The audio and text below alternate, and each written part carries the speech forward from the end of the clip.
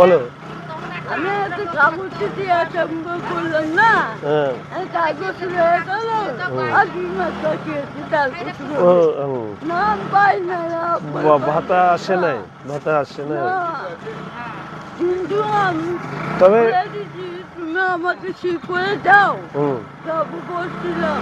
বার্ধক্য ভাতার কোনোটাই আসে নাই। কাগজ দিয়েছিলাম, ওই যে হ্যাঁ হ্যাঁ একটা স্বাস্থ্যসাথীর কার্ড বানিয়েছিলেন, তা ও তো দেখিস না, অনেকটা খুব কষ্টে থাকে উনি। যাই সুশান্তর কাছে গিয়ে দেখো। আমাকে পাবা না, এখন কি আর আমি কাউন্সিলর? এখন ঘুরতে হয় আমারে, বোঝো না?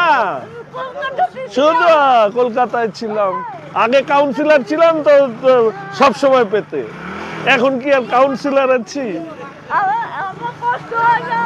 কষ্ট, যেও যেও বুঝতে।